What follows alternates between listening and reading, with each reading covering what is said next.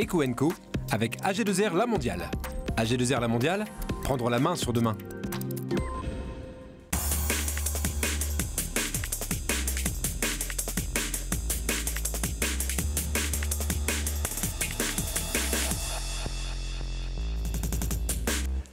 Textile is back dans la cité lénière. La ville du Nord lance Mode in Roubaix, un pôle économique pour relancer la filière et surtout ramener la production locale. C'est une grande ambition et c'est notre dossier de la semaine. La chips haut de gamme, elle nous vient de l'Oise, une jeune entreprise de Longueuil-Sainte-Marie créée il y a 2 ans et lauréate du Fonds d'accélération des investissements industriels et va donc investir plus d'1 million d'euros pour doubler sa production. Beko chantait les marchés de Provence. Kevin Morlet adore les marchés des Hauts-de-France. Il développe une nouvelle appli, Saveur Marché, pour découvrir ces lieux de commerce incontournables. Bienvenue, c'est Eco & Co.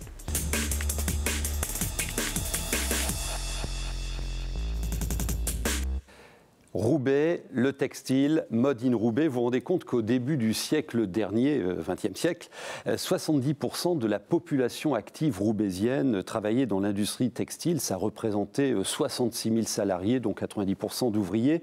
Et en 2017, il n'y avait plus que 5 000 employés dans cette filière. Et pourtant, il y a toujours dans cette ville un écosystème dynamique. Plus de 100 acteurs. Alors ce sont des entreprises, ce sont des instituts de formation, une maison de mode, un incubateur de start-up. Alors, il faut évidemment, et c'est l'objectif, rassembler ces gens pour qu'ils travaillent ensemble.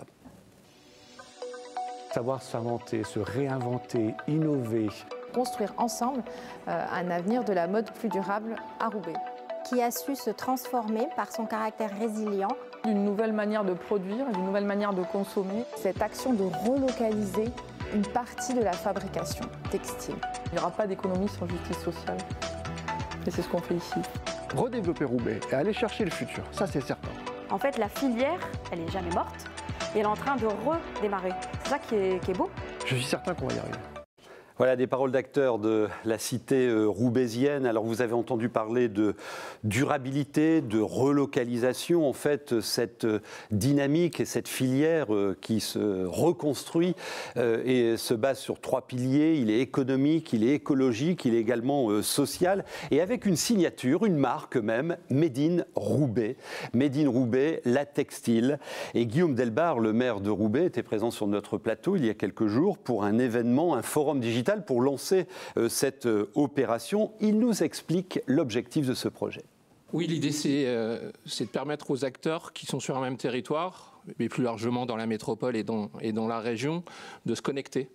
Et de travailler à une feuille de route commune. C'est l'objectif du jour et des mois qui viennent. Tout simplement pour se regarder non pas comme des concurrents, mais bien comme des partenaires. Je pense que fondamentalement, c'est ce qui peut être différent. Moi, j'ai vu ça sur pas mal de territoires. Je pourrais prendre l'exemple de la chaussure à Romans-sur-Isère, qui est un bon exemple, qui est dans cette logique-là de reconquête. Après avoir étudié un peu ce qui se faisait là, la vraie différence qui s'est passée, c'est quand des gens qui se regardaient comme des concurrents se sont considérés comme des partenaires qui travaillent ensemble et pas l'un contre l'autre ou l'un à côté de l'autre, des fois sans se parler. La connexion de l'écosystème, c'est ça, et ça fait la différence sur un territoire. Tiens, savez-vous en moyenne combien vous consommez de textiles par an, vous, hein, en moyenne bien évidemment? Le Français consomme en moyenne 8 kilos et achète donc 8 kilos de textiles par an. Alors, les attentes du consommateur, le français, mais aussi de par le monde, changent. On parle de mode durable, on parle de circuit court et donc de relocalisation.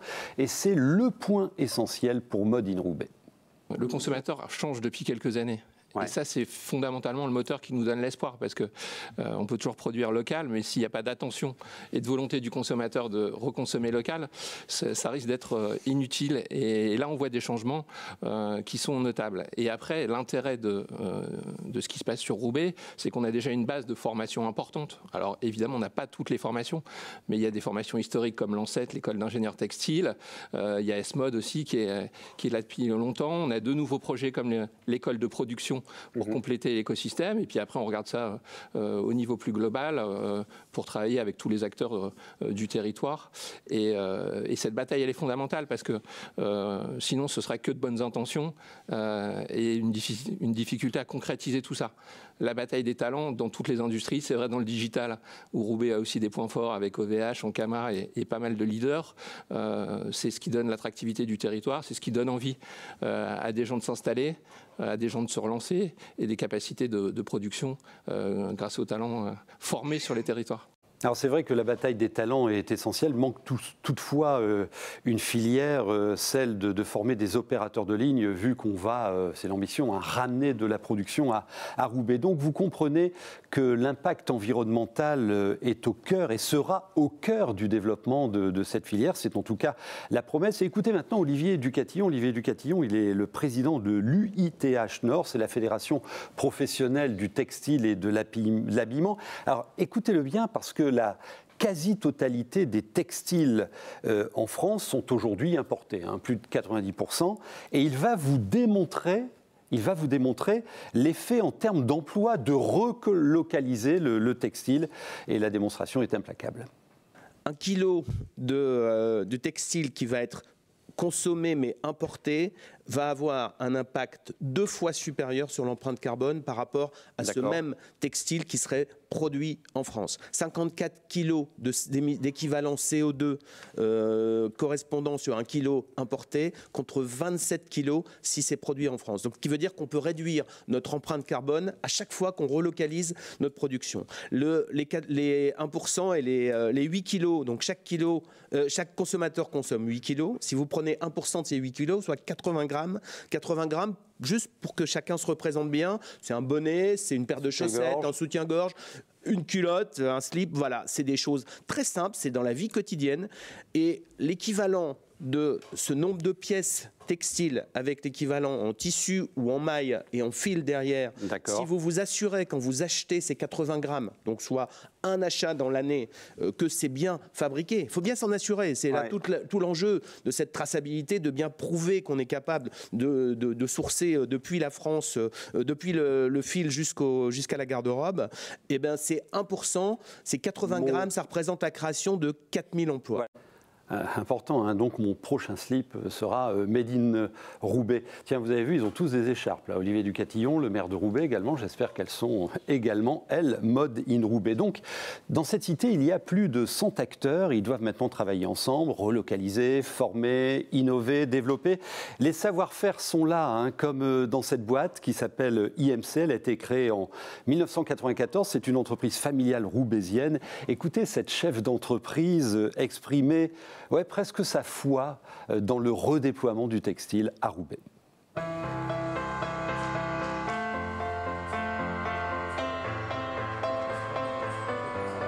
IMC, c'est à la base une entreprise familiale qui a été créée en 1993 par ma maman et ma tante. Et c'est une structure qui a grandi au fil des années, au fil surtout des besoins des clients. Notre activité a 2 fonctions. Le montage de prototypes pour les grandes enseignes de la région. Donc le prototypage, c'est quoi? C'est la première pièce qui découle d'un patronage qu'on vérifie, et les petites séries pour les créateurs. Donc on fait des petites séries pour tous les créateurs qui nous le demandent. Ici, on travaille plusieurs types de produits. On est plutôt spécialisé chaîne et trame et mailles. On fait de la femme et de l'enfant, un petit peu d'hommes. On travaille essentiellement donc la chemise, le pantalon, la veste, ce genre de vestiaire ou le t-shirt. On a 2 types de clients, donc les grands comptes. Donc on va travailler pour les centrales d'achat, donc ça peut être La Redoute, Pimki, Camailleux, et les petits créateurs. Donc ça peut être du créateur qui travaille tout seul au créateur déjà plus grand qui a une équipe. Là on va travailler du Horta, du Maripuce, des créateurs qui sont surtout en ligne pour la plupart. À l'initiale, je pense que les fondatrices ont choisi Roubaix parce que c'est là où elles ont grandi. Elles ont toujours travaillé à Roubaix. Elles étaient déjà dans le textile. Quand leur usine a fermé, elles ne sont pas imaginées aller ailleurs. Elles s'y sentaient bien, donc voilà. La plupart de nos clients sont aussi sur Roubaix et la plupart de nos partenaires de travail sont sur Roubaix, donc c'était une évidence. Ces derniers temps, et surtout depuis la pandémie, il y a vraiment un regain d'activité pour la fabrication en France. Et à Roubaix, on sent vraiment une dynamique plus particulière qu'ailleurs. Et il y a un peu cette synergie entre, il y a beaucoup de gens qui ont émergé avec le Covid, et il y a une synergie qui se crée, et je pense vraiment qu'on est parti sur une lancée où c'est ici qu'on va trouver les épaules pour continuer à avancer. Le terme filière textile, Ce que j'aime dans ce terme, en fait, c'est ce côté, moi ça me rend à la fois fière et émue, hein, c'est que ça fait repenser à avant. En fait, la filière, elle n'est jamais morte et elle est en train de redémarrer. C'est ça qui est beau, c'est génial. Enfin, il y a plusieurs structures qui sont en train de, comme moi, de passer à la deuxième génération. Donc c'est les petits-enfants ou les enfants qui reprennent. Et on voit qu'on a du potentiel, des commandes qui arrivent, ça fait plaisir, ça fait plaisir. Les gens ont envie de se reformer au textile, on commence à avoir du regain d'intérêt pour travailler dans le textile. Oui, c'est encourageant, c'est très encourageant. Espérons que ça continue toujours.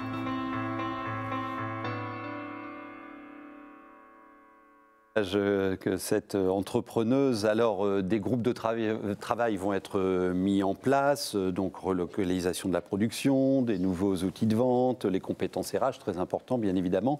Et sur ces sujets, écoutez la parole de bon sens d'Eric Van Dendrich. Alors c'est le CEO de Pipi Yarns & Co. Il relance les marques Fildar et Pingouin à Roubaix. Il va installer son usine dans cette ville et il s'exprime d'abord sur le recyclage et la deuxième main.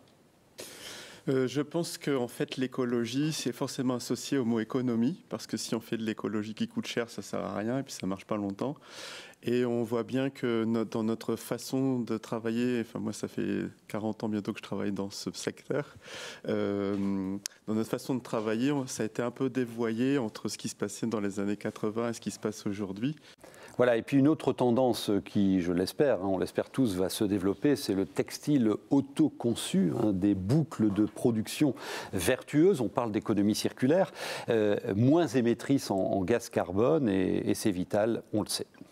Comment on fait pour concevoir des produits pour que dans ce produit, on utilise le moins de matières premières possible, parce qu'on sait bien que le textile est un grand mangeur de matières premières et donc écologiquement irresponsable. Le coton non bio bouffe 80% des pesticides dans le monde. C'est ça, exactement, par exemple. Et donc, en fait, il y a plein de choses à inventer, mais ça va très loin. C'est que là aussi, on va avoir besoin des écoles d'ingénieurs. Et à Roubaix, on est super doté pour ça, pour concevoir des produits où on utilise moins de savon pour le laver.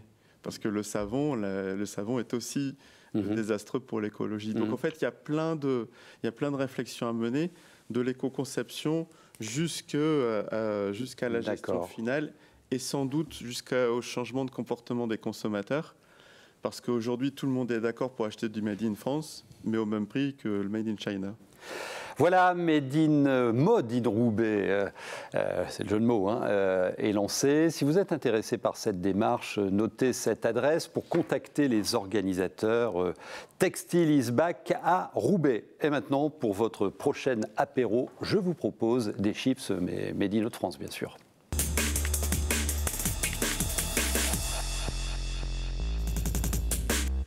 Bienvenue Julie Gérard, vous êtes cofondatrice avec votre mari de l'entreprise SoChips. Vous êtes installée à Longueuil-Sainte-Marie, c'est dans l'Oise. Alors le marché de la chips, ça marche plutôt bien, puisque en France c'est plus 20% en 10 ans. Et la chips artisanale, c'est votre segment, représente aujourd'hui 5% du marché. Expliquez-nous d'abord ce qu'une chips artisanale propose de différent de la chips traditionnelle. Oui, merci de me recevoir. Eh bien, tout d'abord, oui, la chips artisanale, c'est 5%, donc c'est vraiment une toute petite part du marché de la chips. Et les 95% restants sont en fait la chips industrielle, c'est-à-dire une chips cuite au tunnel. Et en tunnel, cela signifie que c'est un process de cuisson continue, contrairement à ce que nous proposons nous, qui est donc de la cuisson au chaudron et qui est un process de cuisson discontinue avec ce qu'on appelle des batchs, c'est-à-dire une quantité de chips qu'on fait frire et qui sort donc du chaudron. Okay. Et ces batchs sont renouvelés régulièrement, mais donc le chips est discontinu. Voilà. Julie, en plus, vous produisez vos chips avec de la patate des Hauts-de-France, les circuits courts également chez vous. Vous venez d'être lauréate du Fonds d'accélération des investissements industriels dans les territoires. Ça vous permet de boucler un investissement de plus d'1 million d'euros. Je crois que vous avez obtenu une subvention de 200 000 000 €. Sur quels critères on est lauréat de ce dispositif ? Eh bien, en fait, effectivement, c'est le développement, de participer au développement économique local avec tout d'abord des infrastructures qui vont être développées. En ce qui nous concerne, ça va être une ligne de production, ça va également être des capacités de stockage. Et puis de cela découlera forcément un impact sur l'emploi et un impact avec les acteurs économiques de la région. Vous souhaitez passer de 8 à une quinzaine de collaborateurs, doubler votre ligne de production. Alors, avec un objectif, tenez-vous bien, mesdames, messieurs, c'est de produire 500 kilos de chips au chaudron à l'heure. Quelles sont les attentes du consommateur ? Qu'est-ce qui marche sur votre marché aujourd'hui ? Eh bien, je pense que déjà tout simplement l'approvisionnement en circuit court est important et a du sens, donne du sens à l'achat dans le caddie ou dans le panier du consommateur, c'est la première chose. Ensuite, je pense qu'il y a un intérêt pour la transparence, l'éthique et la qualité. Ce qu'on propose, c'est vraiment une chips de qualité avec des aromatisations complètement naturelles et avec donc un sourcing qui est très important, qui représente une part très importante de notre activité. Alors, finalement, avec ce programme, ce financement, vous allez muter d'un statut de TPE à PME. En deux mots, qu'est-ce que ça change dans l'organisation, le modèle économique, les compétences également, rapidement ? Eh bien justement, c'est vraiment l'objectif est de développer notre savoir-faire et grâce à ce savoir-faire, eh bien tout simplement, on va faire monter tout le monde en compétences, que ce soit tant au niveau de la qualité que de la logistique, que de la production, et voilà. Et donc, c'est tout simplement de faire grossir l'équipe. Voilà.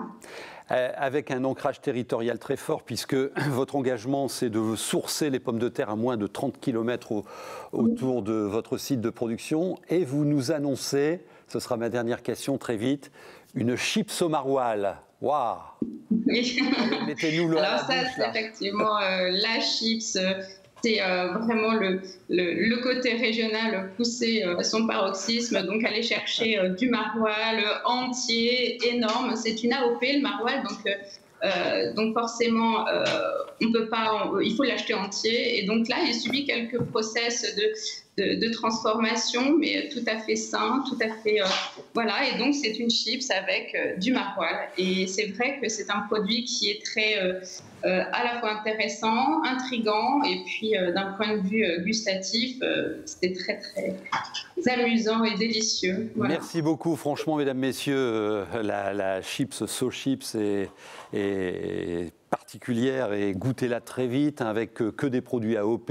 Vous parliez du maroilles, mais aussi les poivres, j'ai vu, l'huile également. Bonne chance pour vos développements et merci pour votre témoignage. SoChips avec Julie Gérard et son époux qui ont fondé cette entreprise dans l'Oise. Et maintenant, je vous emmène faire un tour au marché.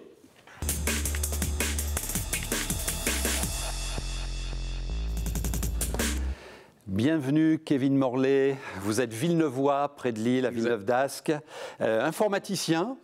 Exactement. À la base. Villeneuvois, informaticien. Et vous ne quittez jamais votre smartphone. Exactement. Que vous avez dans les mains. Tout à fait, tout à fait. Voilà, c'est une passion, effectivement, enfin, le smartphone, le digital et donc les marchés. Voilà, donc Villeneuvois, effectivement, je dirais d'adoption, cambrésien de cœur. Ouais. Et un très très grand fan de marché, si on peut se considérer comme étant un fan de marché en soi. Pourquoi vous êtes fan de marché ? Parce que c'est un croisement, enfin ça me permet d'avoir accès à différentes passions aussi, un croisement de différentes passions, donc qui sont le contact, l'échange, la découverte, le patrimoine et la cuisine. Voilà, je suis un grand fan de cuisine. Ah ouais, c'est une bonne synthèse. Ouais. Alors il y a 10 000 marchés en France environ, 100 nouveaux marchés qui se créent par an et en particulier des marchés de fin d'après-midi, début de soirée pour permettre d'accueillir les personnes qui sont au boulot. Et vous avez donc eu l'idée venez de lancer une appli pour tracer, visiter les marchés. Vous nous la décrivez, on va en voir quelques captures. Oui, tout à fait. Donc l'application vient de cette passion, effectivement, et répond, alors sans rentrer dans le cliché, mais répond effectivement à des problèmes que je rencontrais lorsque j'étais sur les marchés. Le premier, c'était de les trouver, parce que beaucoup de marchés en France, dans les marchés de vacances, des marchés du soir, donc tout n'est pas facile à trouver en termes d'information. Certaines mairies n'ont pas de site internet, certains sites effectivement ne proposent pas d'informations sur les marchés, donc c'était le premier déclencheur d'avoir l'ensemble des marchés, l'agrégation des marchés dans une appli sur un format pratique. Et le deuxième vecteur qui m'a poussé à créer cette application, c'est évidemment le côté commercial, de répondre aussi à un problème que j'avais, c'était d'avoir un peu de communication avec cet écosystème que sur les marchés dans lesquels on va retrouver le client, le commerçant et la collectivité. Et donc les marchés, et même encore aujourd'hui, n'ont pas ou très peu d'outils de communication digitaux. Ah oui, par essence, c'est nomade. Alors, exactement. Vous avez repéré plus de 11 000 marchés, dont plusieurs que vous avez testés perso. Oui, tout à fait.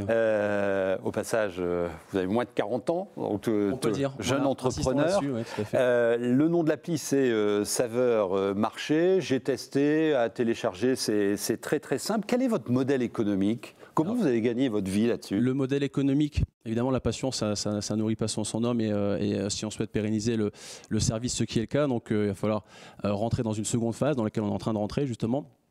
Donc phase commerciale.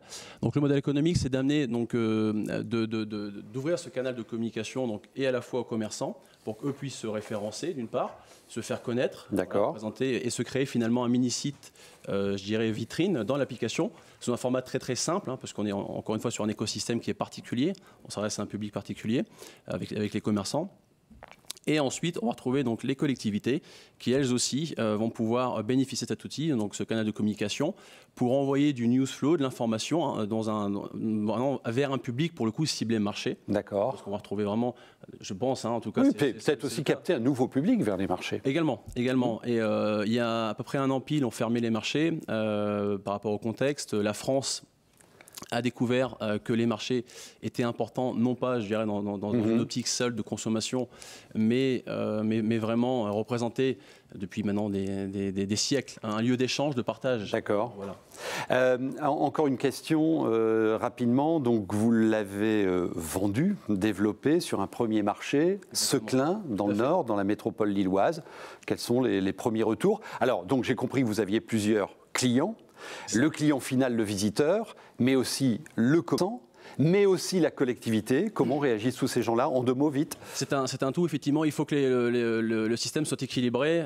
Suffisamment de clients dans l'app. Aujourd'hui, on en a à peu près de 4 000 et on vise 10 000 avant les vacances.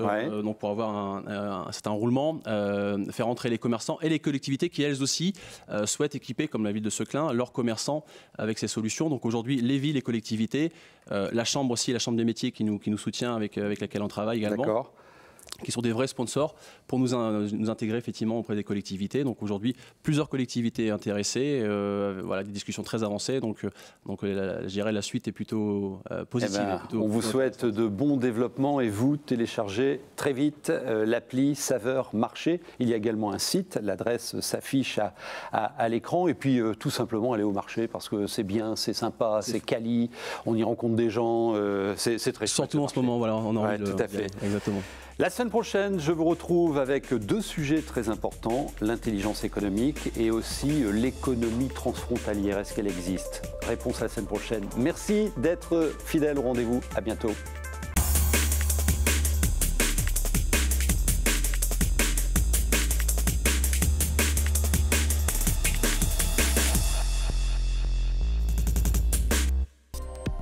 Eco & Co avec AG2R La Mondiale. AG2R La Mondiale, prendre la main sur demain.